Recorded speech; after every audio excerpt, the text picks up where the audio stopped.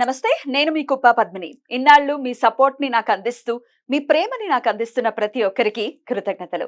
ఇప్పుడు చూడబోతున్న ఈ వీడియో కూడా ఖచ్చితంగా మీకు ఉపయోగపడుతుంది. లైక్, షేర్ అండ్ సబ్స్క్రైబ్ చేసి మీ ఇష్టాన్ని అలాగే మీ సపోర్ట్ ని నాకు అందించండి. అలాగే ఈ వీడియో పట్ల మీ అభిప్రాయాన్ని కమెంట్ సెక్షన్ లో కమెంట్ చేసి నాకు తెలియజేయండి. నమస్తే.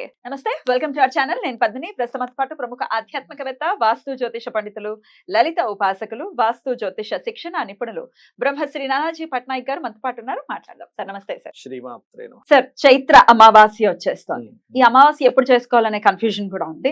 సో చెప్పండి సార్, ఎప్పుడు వస్తోంది అమావాస్య, ఎప్పుడు చేసుకోవాలి, అండ్ ఈ చైత్ర అమావాస్యకు ఉన్నటువంటి వైశిష్ట్యం? అంటే మంగళవారం నాడు మీకు 11:50 సమయంలో వస్తుందండి. 7వ తేదీ మొదలవడం ఉదయం పూట 11 గంటల ప్రాంతంలో వస్తుంది. ఆ రోజు రాత్రి ఉంటుంది. మళ్ళీ next day morning 8:50 some change వరకు ఉంటుంది. మరి అసలు మనం ఎందుకు చేసుకుంటున్నాము అనేది ఫస్ట్ క్వశ్చన్. అలాగే ఎప్పుడు చేసుకోవాలి? 2 రోజులు కూడా మనం పాటించవచ్చు ఈ అమావాస్యకు సంబంధించినటువంటిది. అయితే ఇక్కడ 2 రోజులు 2 రకాల రిజల్ట్స్ ఇస్తుంది ఇక్కడ అమావాస్య చేసుకోవడం వల్ల. ఒకటి అశ్విని నక్షత్రం, 2 భరణి నక్షత్రంలో ఇస్తుంది. అశ్విని నక్షత్రం మంగళవారం రోజు చేసుకున్నటువంటి అమావాస్య వల్ల కలిగే ఫలితం ఏమిటి అంటే వ్యాధులు నశిస్తాయి, రోగాలు ఉన్నాయి బాగా తీవ్రంగా ఎప్పటి నుంచో కొంతమంది జన్మజాతకాల్లో ఏంటంటే ఈ 6-8 కాంబినేషన్ ఉన్నా, లేకపోతే 4-6-8 కాంబినేషన్స్ ఎక్కువగా ఉన్నా, ఆ కాంబినేషన్ వచ్చినటువంటి గ్రహాలు ఏవైతే ఉంటాయో అవి అంత బలంగా లేకపోయినా ఆ దశలు వచ్చినప్పుడు దీర్ఘ రోగాలు వస్తాయి. కొంతమంది అంటూ ఉంటారు, ఏమండి నాకు 10 సంవత్సరాల నుంచి ఇబ్బంది, 15 సంవత్సరాల నుంచి రోగం ఇబ్బంది పడుతుందండి అంటూ ఉంటారు. అలాంటి వారికి అశ్విని నక్షత్రంతో కూడినటువంటి అమావాస్య వచ్చినప్పుడు అమ్మవారి ఆరాధన కనుక చేసుకున్నట్లయితే ఖచ్చితంగా క్లియర్ అవుతుంది. అయితే ఇందులో ఈ అమావాస్య రోజు వచ్చినప్పుడు ప్రత్యేకంగా మనం లలితాసహస్రనామాల్లో ఓం సర్వవ్యాధి ప్రశమని సర్వమృత్యు నివారణి అగ్రగణ్య అచింత్య రూప కలికల్మష నాశిని అయి నమః చేసుకోవచ్చు. ఇది ఎంతసేపు చేయాలి అంటే మీకు ఓపిక ఉన్నంతసేపు చేయాలి. చేస్తూ ఉంటే ఖచ్చితంగా ఆ రోజు నుంచి ప్రారంభిస్తే అశ్విని నక్షత్రం ప్రత్యేకంగా మనకి ఔషధ సంబంధించిన వాటికి చెప్తూ ఉంటారు. అశ్విని దేవతలు అంటూ ఉంటారు. అది మరి బుధవారం రోజు వచ్చేటువంటి అమావాస్య ఏమిటి అంటే ఆ 2 రోజులు ఉంది కదా, దాని సూర్యోదయానికైతే ఉదయం ఉంది కాకపోతే నైట్ మనం ఎక్కువ కన్సిడర్ చేస్తాం. అయితే ఏమిటి ఆ రోజు ఏం చేయాలి అంటే యమబాధలు తొలగుతాయి. ఈ రోజు అమావాస్య కనుక ఎవరైనా కనుక పాటించినట్లయితే యమబాధలు ఒకటి తొలగుతాయి. అలాగే అప్పులు ఉంటే అప్పులు తీరుతాయండి. అప్పులు తీరడము, యమబాధలు తొలగడము అనేటువంటిది ఖచ్చితంగా జరుగుతుంది. అయితే ఇక్కడ ఈ రోజు ఎట్లా చేయాలి ఏమిటి అంటే పర్టికులర్ గా ఈ అమావాస్యకి, బుధవారం రోజు వచ్చే అమావాస్యకి బిల్వపత్రంతో శివునికి అభిషేకం చేయడం ఎక్కువ ఫలితం ఇస్తుంది. చేసిన తర్వాత అదే శివాలయంలో కూర్చొని పూర్తిగా విష్ణు సహస్రనామాలు చదవడము, దాంతో పాటు అదే శివాలయంలో కూర్చొని కనీసం ఒక అరగంట కానీ 40 నిమిషాలు కానీ ఆ రోజు నుంచి మీరు కనుక ఓం అపర్ణాయ నమః అనే మంత్ర సాధన కనుక చేసినట్లయితే 100% తగ్గుతుంది. తగ్గుతాయి, అందులో ఎటువంటి డౌట్ లేదు. అయితే ఇక్కడ ఏమిటంటే అందరికీ ఏమనిపిస్తుంది అంటే నేనేదో మంత్రం చెబితే నాకెందుకు ఇది తగ్గాలి అనిపిస్తుంది. ఆ లాజిక్ ఆలోచించాలి కూడా ప్రతి ఒక్కరు. ఇక్కడ ఏమవుతుందంటే ఒక శక్తి, ఒక ఎనర్జీ, భగవంతుడు ఎనర్జీ ఏం చేస్తుంది.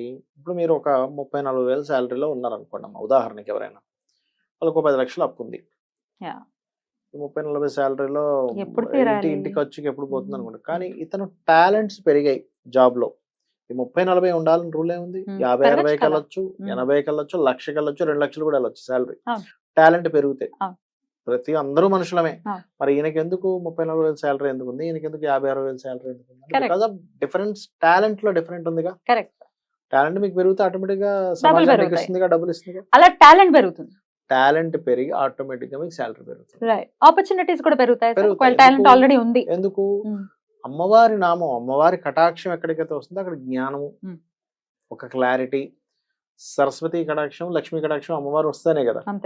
ఆటోమేటిక్ మీకు జ్ఞానం పెరిగింది, ఆటోమేటిక్ గా మీకు శాలరీ ఎప్పుడైతే పెరిగిందో మీ అప్పు తీరిపోతుంది. అంతే, ఇలా తీరుతుంది. కానీ ఏది అమ్మవారి పైనుంచి ఒక బస్తా ఇలా ఇసిరేసి నాన్న అపర్ణాయ నమః అనుకుంటున్నాగా తీసుకెళ్ళిపో అనదు. అలా కూడా ఇచ్చిన రోజులు ఉన్నాయి. కాకపోతే అది వేరు.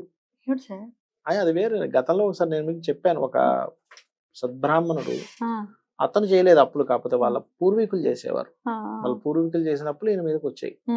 ఈయన పాపం ఎప్పటికప్పుడు ఏదో చిన్న చిన్నగా తీర్చేవాడు. ఇంకా వాళ్ళందరూ ఈయన పెద్దగా మనకి పూర్తి అప్పు తీర్చలేకపోతున్నాడు. ఈ రోజు ఎలాగైనా సరే ఆయన దగ్గరికి వెళ్ళి కూర్చొని మనం అనుకున్నారు ఈ ఊర్లో అందరూ కలిసి. అంటే ఎంతమందికి అయితే అప్పు ఉందో వాళ్ళందరూ వెళ్ళారు.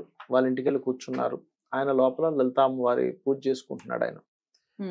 భార్య వచ్చి చెప్పింది, ఏమండి అప్పులు వాళ్ళు వచ్చారంటే సరే కూర్చోమని అన్నాడు. సరిగ్గా ఆ టైంకి అపర్ణాయ నమః అనే మంత్రం వచ్చింది. అపర్ణ అనే నామం వచ్చింది.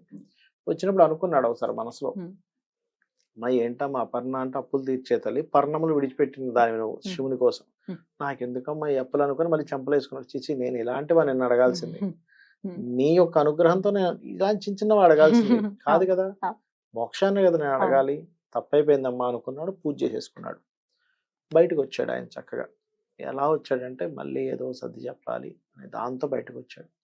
బయటకు వచ్చి, ఏమండి నాకు ఇంకొంచెం సమయం కావాలి అనే మాట అనగానే వాళ్ళందరూ ఇంకా సమయం కావాలి ఏంటి, ఇందాక ఒక అమ్మాయి వచ్చింది లోపల నుంచి బయటికి, ఒక పెట్టె పట్టుకొని వచ్చింది.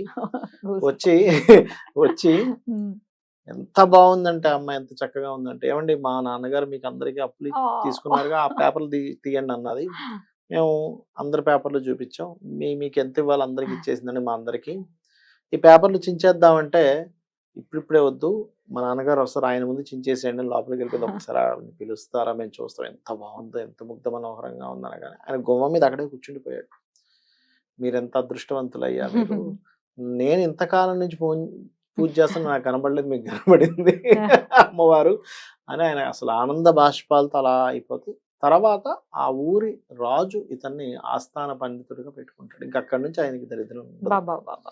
అంటే ఏమిటంటే రోజు పూజ చేస్తున్నావు కానీ ఒకసారి నువ్వు చెప్పుకున్నావు, అతను రోజు లలిత సహస్రనామాలు చేస్తున్నాడు కానీ ఆ రోజు చెప్పుకున్నాడు, అమ్మా అదే సంకల్పం చెప్పుకున్నాడు, అమ్మా ఏంటమ్మా నాకు ఈ అప్పులు అనుకున్నాడు, ఇన్ని రోజులు అనుకోలే. అప్పుడు అమ్మవారు అనుకుంది అప్పులు తీర్చాలి అంతే కదా అంటే అలా కూడా వస్తుందండి. కానీ అది ఆరాధన ఆ లెవెల్లో ఉన్నప్పుడు ఇది యథార్థంగా జరిగిన సంఘటన. అద్భుతం అద్భుతం. ఇక అమావాస్య అంటే ప్రత్యేకించి పితృదేవతల ఆరాధన కూడా చేస్తారు కాబట్టి చెప్తారు, చేసుకుంటారు. పితృదేవతలకు చేసుకోవాలండి. మరి అది మంగళవారం చేయమంటారా, బుధవారం చేయమంటారా? ఏ రోజైనా చేసుకోవచ్చు. ఒకటే గుర్తుపెట్టుకోండి, పితృదేవత ఆరాధన పితృదేవతలకు చేసేది ఎట్లాగో మధ్యాహ్నం పూటే ఇస్తారు. మనకి 11:50కి అయిపోతుంది, 11:50 నుంచి అమావాస్య వస్తుందిగా, చేసుకోవచ్చు హ్యాపీగా. లేదా ఎర్లీ మార్నింగ్ బుధవారం రోజు 8:40 లోపల వెళ్ళిపోయి ఇచ్చేసినా అయిపోతుంది. గుళ్ళో ఇస్తూ ఉంటారు కదా. మనం బియ్యము, 2 రకాల కూరగాయలు, ఉప్పు, పప్పు, తోటకూర ఇట్లాంటివన్నీ. పప్పు ఇమ్మన్నాం కదా అని ఇన్ని బద్దలు, దోషం ఇంకా అది అలా ఇస్తే అది ఎలా యూజ్ అవుతుంది, పప్పు ఎవడైనా వండగలరా అనేది ఆలోచించాలి. దోషం అండి, అట్లాంటి తప్పులు చాలా దోషం. చాలా మంది తెలియక, అంటే ఈ దానం అనే కాదు, కొంతమంది ఇళ్లలో ఏం జరుగుతుందో తెలుసానండి, సమయం వచ్చింది కాబట్టి చెప్తున్నా, ఇంటికి వెళ్తాం కదా, టీ చిన్న గ్లాసులు ఇస్తారు, ఇవ్వకపోయినా పర్లేదు, అది అయిపోద్ది. నువ్వు అంత ఇవ్వడం ఎందుకు, ఇంకా అవమానించినట్టు కదా, అదేదో కొంచెం చక్కగా ఇవ్వచ్చు. చెప్పుకోవాలి, పోనీ ఏమండి అనుకోకుండా పాలైపోయాయి అవి ఏమనుకోకండి అంటే అప్పుడు అర్థం చేసుకుంటారు ఇదేమిటి. నాకు కూడా ఉంది ఎక్స్పీరియన్స్ అయిందా.